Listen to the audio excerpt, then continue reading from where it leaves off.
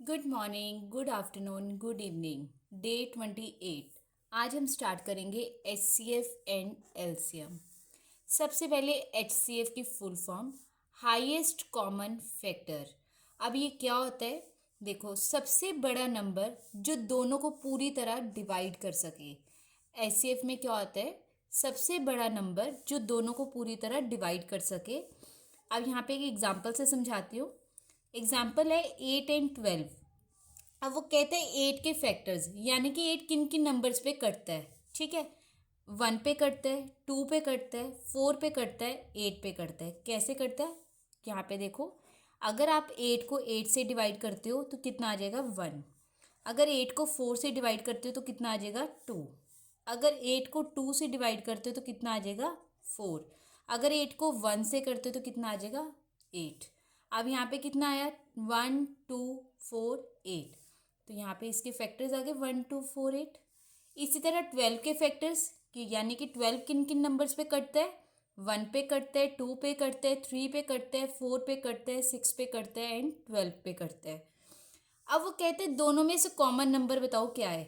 अब दोनों में से कॉमन नंबर देखो क्या है। यहाँ पे भी 1 है, यहाँ पे भी 1 है, 1 कॉमन आ गया। यहाँ पे भी 2 है, यहाँ पे भी 2 है, 2 कॉमन आ गया। यहाँ पे भी 4 है, यहाँ पे भी 4 है, 4 आ गया। अब ये 3 कॉमन नंबर आए हैं, बट उसने क्या सबसे बड़ा नंबर। HCF में क्या होता है? सबसे बड़ा कॉमन नंबर हमें निकालना है। अब इन तीनों में से सबसे बड़ा कॉमन नंबर क्या है? 4। यानी कि सबसे बड़ा कॉमन नंबर क्या हो गया? 4। तो 8 12 का कॉमन सबसे बड़ा नंबर क्या है? 4। ये हमारा आंसर। इसी के साथ एक और एग्जांपल लेते हैं, 18 और 24। अब 18 के फैक्टर्स यानी 18 किन किन नंबर्स पे कटता है? यहाँ पे मैंने आपके सामने नंबर्स लिखे हैं, आप इसको डिवाइड करके देख सकते हो। 18 को 18 से डिवाइड करोगे क्या आ जाएगा? 1। 18 को 9 से डिवाइड करोगे कितना आ जाएगा? 2। ठीक है, इसी तरह आपके फैक्टर्स आ रहे हैं। 24 के फैक्टर्स भी 1 2 3 4 6 8 12 24। इन सब पे ये क्या होता है? 24 कटता है। अब दोनों में से कॉमन नंबर निकाल लो। 1 दोनों में से कॉमन है, 2 दोनों में से कॉमन है, 3 दोनों में से कॉमन है, 6 दोनों में से कॉमन है। अब उसने कहा सबसे बड़ा नंबर। अब इन सब में से सबसे बड़ा नंबर कौन सा है? 6। यानी कि 18 24 का क्या हो गया? सबसे बड़ा कॉमन नंबर 6। ये मेरा आंसर।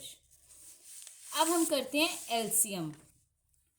एलसीएम क्या कहते हैं? Least common multiple.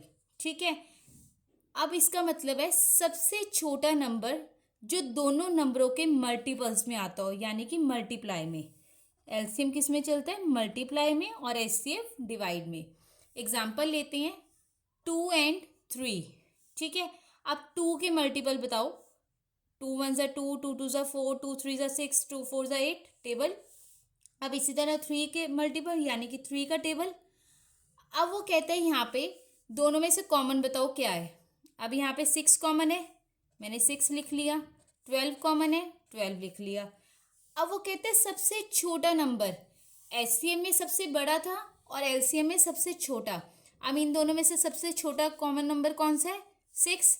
यानी कि 2 3 का एलसीएम कॉमन नंबर क्या हुआ? 6। ये हमारा आंसर।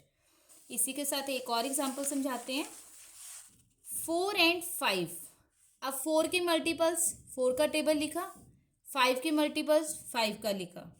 अब दोनों में से कॉमन नंबर क्या आ रहा है?